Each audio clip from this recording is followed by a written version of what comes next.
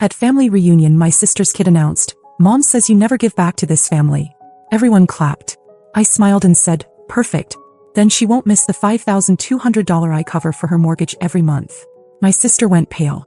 And then, my sister's daughter, Madison, should have shut her mouth a long time ago. But she just had to say something. Loud enough for everyone at the reunion to hear. Right as people were starting dessert. 30 people. Some I hadn't seen in years.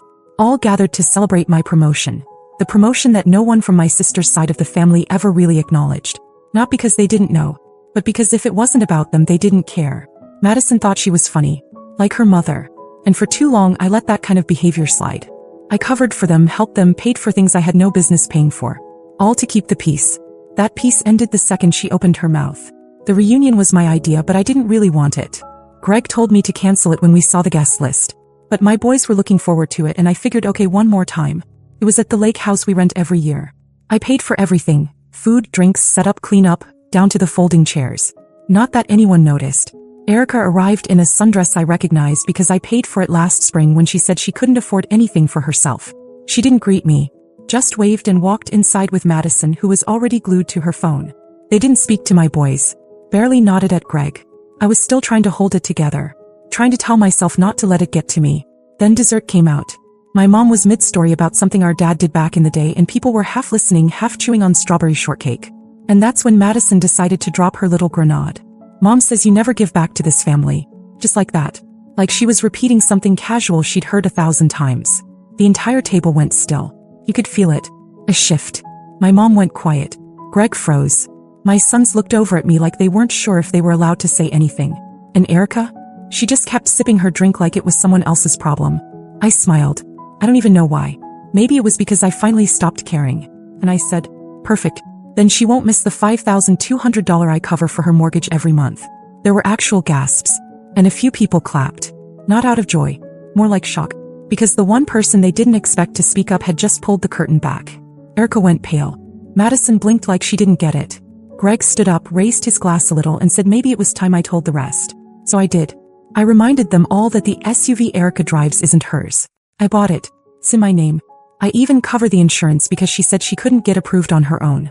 I mentioned the utility bills I quietly paid when their power was going to be shut off. The tutoring I paid for when Madison started failing sophomore year and Erica was too embarrassed to ask my mom for help. The Christmas gifts I sent over for them from Santa, even when Greg and I had to dip into our own savings. I did all of it quietly. And still, this is how they saw me. Greg leaned over and said, "We're done helping them, right?" I didn't hesitate. Yep. Starting today. And just like that, the dynamic shifted. The gravy train came to a screeching halt. Erica knew it. Madison knew it. And they both knew there was more coming. The reunion wrapped up faster than I expected after that. A few relatives made excuses and left early. My Aunt Brenda tried to lighten the mood by clearing dessert plates like she was on a mission. Erica didn't speak another word to me. Madison disappeared into her phone again, probably texting some snarky play-by-play to her little circle. I didn't care. Greg and I loaded the boys into the car and drove home in silence for the first 10 minutes. Then Jesse, my oldest, asked quietly if I was okay. I told him I was better than okay. Because I meant it. That night, I went straight into the home office and pulled the folder. The mortgage payments I'd been making for Erica? Set on autopay through our joint account. I canceled it. Just like that. The next one was due in 4 days. I turned to Greg and said, "That's going to hit her fast." He smiled without even looking up from his tablet. Good. I didn't stop there. The next morning, I called the insurance company and removed Erica from the policy on the car. Since the vehicle's registered in my name, she'd need to switch everything to her own coverage. She'd have to come pick up the title transfer forms herself if she wanted to keep it. I left her one voicemail. "Come, short. You'll need to start covering your mortgage. And the car insurance is no longer in my name. Let me know when you're ready to take care of the paperwork." She didn't call back. But Madison did. 3 days later. She sent me a long dramatic text accusing me of abandoning family and making things worse than they were. She said her mom had been crying for 2 days and didn't know what to do. She said she might have to quit cheerleading if things didn't get better. I stared at the message stunned. Not a word about the reunion. Not a word about what she said.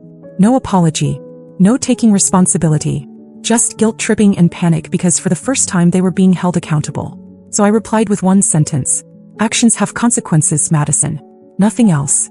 That was the moment I knew I'd done the right thing. Not just for me. For my kids too. They needed to see that kindness doesn't mean being a doormat. That you can love people and still say enough. The next week was quiet. Then my mom called. She wanted to talk things through and suggested that maybe I'd been too harsh, that Erica was going through a lot and didn't know how to ask for help in the right way. I didn't say anything at first. Then I asked her one question. Did you know I was paying her mortgage? She went quiet.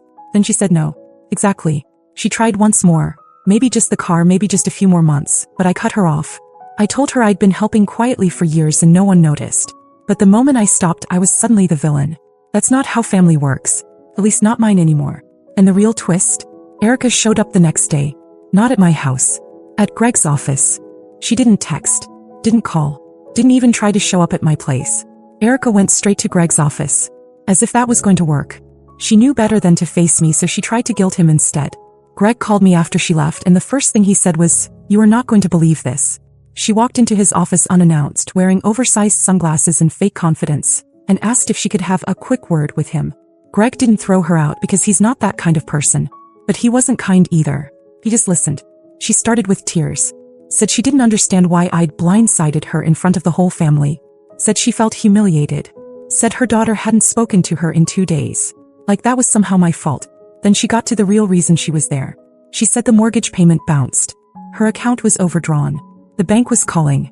She said she was trying to hold it together for Madison's sake, and maybe if Greg could help smooth things over between me and her, maybe we could figure something out. That's when Greg leaned back in his chair and told her she needed to leave. He didn't yell. Didn't argue. Just told her it was over. That the help was done. That she'd burned through more chances than anyone else in our lives.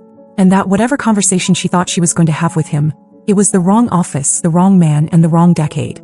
She left in silence. And then she texted me a long paragraph that made it sound like I had driven a wedge into the family. That I had caused Madison to feel unsafe. And that she didn't understand how I could be so cold after everything we've been through. It was like she was rewriting history in real time. As if I hadn't spent the last few years bailing her out while she whispered to anyone who'd listen that I was selfish.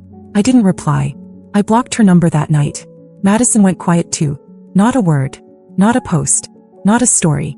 Her social media, which normally ran 24/7, went dead for 2 days. Then a photo appeared. A blurry selfie with some cryptic caption about "real ones never leave." I knew who that was aimed at. I didn't care. Then came the letter. 2 pages. Handwritten. Folded neatly and left in my mailbox with no return address. It was from Erica. She wrote that she was reflecting. That maybe she had let her pride get in the way. That maybe she should have said thank you more. That she never realized how much I'd done. But even in her apology there was this undertone. Like I'd overreacted, like I could have handled it more privately. She asked me not to punish Madison for her mistakes. She asked if I'd reconsider letting them keep the car. Said they needed it to survive. I sat there reading that letter and felt something I hadn't felt in years. Relief. Because finally, the weight was shifting. Not just from my shoulders, but from my entire life. The lies, the manipulation, the guilt, it was cracking. But I wasn't done yet. I gave them a week. 7 full days to come to their senses, apologize, or at least try to act like adults. Erica sent a handwritten letter. 2 pages of carefully worded guilt, but never showed up in person. Madison didn't say a word to me directly, but she had plenty to say on social media. Vague captions. Family can be the coldest. Some people only help so they can brag about it later. That sort of thing. No apology. No accountability. Just more noise. I waited. Quietly. But I was done hoping they'd come around. So I grabbed the spare key. The SUV parked in Erica's driveway still legally belonged to me. I'd kept it in my name because her credit was shot and I didn't want her defaulting and ruining the lease. Back then I didn't think twice. She needed help. I had the means. That's how it always started. But this time I was done playing sponsor. I drove to their house around noon on a Thursday. No warning. I parked the car directly in front of their house. Took pictures of everything, the mileage, the condition, the license plate. I locked the doors and slipped the key into an envelope. Inside, I left a sticky note with one line. "It's yours when you pay for it." As I turned to walk back to my own car, Madison came outside. She stopped at the porch, barefoot, hoodie sleeves pulled over her hands, and just stared at me. I braced myself for attitude for another smart remark. But instead she asked, "Do you hate me?" Caught me off guard. She didn't sound angry. Just small. Not the smug teenager who mocked me in front of everyone. Not the girl who thought she and her mom could take forever without consequences. I told her no. I didn't hate her. I hated how they treated me. I said it calmly, flatly, then turned to leave. Before I could take 2 steps, the front door slammed open. Erica came storming out, barefoot too, phone in hand, still mid-conversation with someone. I heard her say something about overdraft fees and late notices, and then she locked eyes with me. Don't you dare walk away from this, Stacy. You ruined everything. I didn't stop. I got in my car, rolled the windows up and drove away without a word. And I didn't feel guilty. Not one bit. That night, around midnight, I got a string of messages from Madison. Long ones. First, she apologized. Then she blamed me. Then she apologized again. She said her mom was a mess. That the power company had called. That they might have to sell the TV. She said she didn't understand why I was being so cruel. Cruel. That word stuck with me. Like years of unreturned favors and financial handouts meant nothing. Like I just flipped one switch and ruined their whole world. But the truth was, I didn't ruin anything. I just stopped fixing what they kept breaking. The next morning, 7:40 a.m., Greg shook me awake with his phone in his hand. A voicemail. He pressed play. It was Madison. She'd shown up at his office. Not to yell. Not to beg. To ask for a job. And not just any job. She said she was willing to do anything. She said she needed money. Fast. Greg didn't say anything when the voicemail ended. Just handed me his phone and walked to the kitchen like he needed coffee before reacting. I listened to it twice. Madison's voice was low, shaky, not the confident, sarcastic girl I was used to. She said she was sorry for showing up without an appointment, but she needed work. Said she didn't care what kind. Filing, cleaning, answering phones. Anything. Her mom was not doing great. Bills were piling up. Things were getting weird at home. I didn't feel bad. Not yet. What caught my attention was what came next. She said there was something she wanted to tell me. Something she hadn't said in front of anyone. Something about her mom. Greg texted her back later that morning, told her to meet us at a diner near his office, neutral ground. I didn't want her in our house. Not yet. And certainly not if she was bringing drama with her. She showed up 10 minutes early. Hair brushed. Hoodie replaced with a blazer she probably borrowed from someone. No makeup. Just pale and tired. She looked like she hadn't slept in days. I expected another performance. More guilt-tripping. But she surprised me. She slid into the booth and said I didn't know about the mortgage. Not until last week. I didn't respond. Greg sat next to me, arms crossed, just listening. Madison said Erica had been lying to her for years. Told her everything was fine. That she had everything handled. That I offered to help because I owed the family after moving so far above everyone else. She thought I wanted to pay. She didn't know about the bills, the car payments, the tutoring costs. She didn't even know I'd paid for her cheerleading trip to Florida last year. She thought her mom had found a way.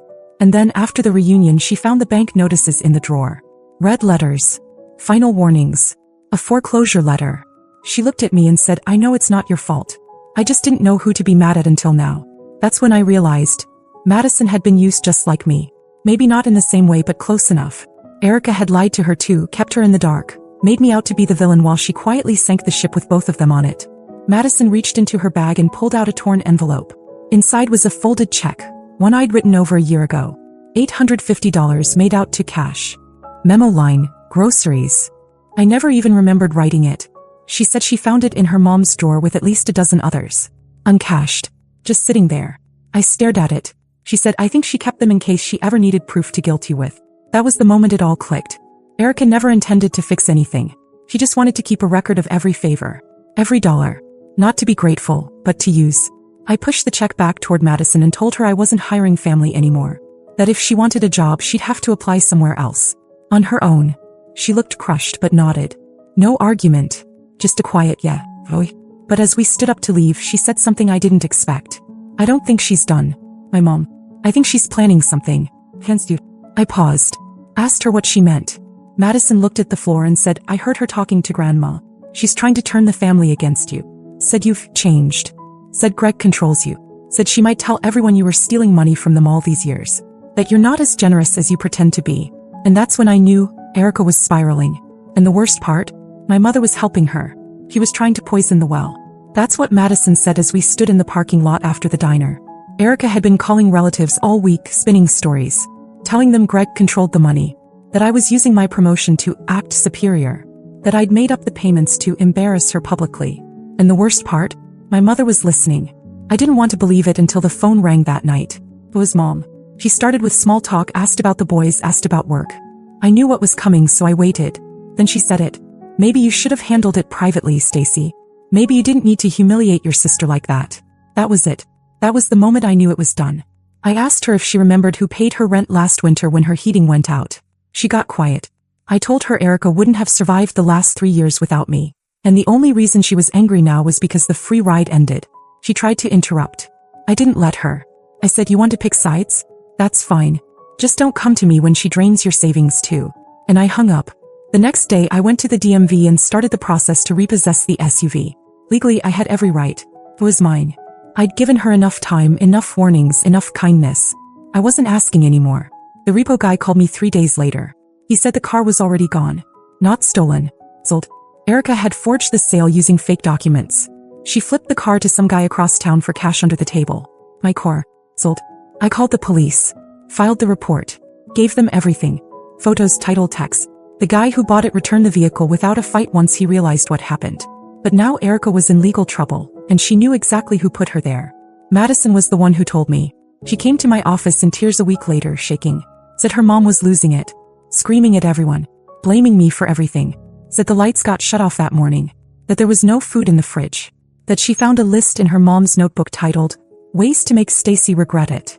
The list included calling HR at my job, reporting Greg for financial abuse, and spreading rumors about us both. That's when Greg stepped in. He showed up at Erica's house the next morning. Alone. He didn't yell. Didn't argue. He handed her a typed letter. It said the following. Any further harassment, slander, or communication would result in a restraining order. Any continued attempts to involve our children, extended family, or place of work would lead to full legal action. She was officially banned from our property, our phones, and our lives. She slammed the door in his face. 2 days later, my mother called again. She said Erica had told her everything. That I was suing my sister. That I was ruining her life because I couldn't handle the truth. I asked my mother if she wanted to go next. She didn't answer. So I hung up again. That was the last call I took. And here's what happened after. Erica and Madison moved out of their rental 2 months later. No one knows where. Madison eventually got a job at a pharmacy across town. She stopped posting online. My mother still lives alone. Quite now. She knows where the line is. Me. I'm good. My sons respect me more than ever. They saw what boundaries look like. Greg and I are stronger than we've ever been. I still have the check Madison gave back, the one Erica never cashed. I keep it in my drawer. A reminder. They tried to turn me into a villain for doing too much. But they never thought I'd stop. Now they know. And they finally respect me. Not because I yelled. Not because I fought. Because I ended it. Completely.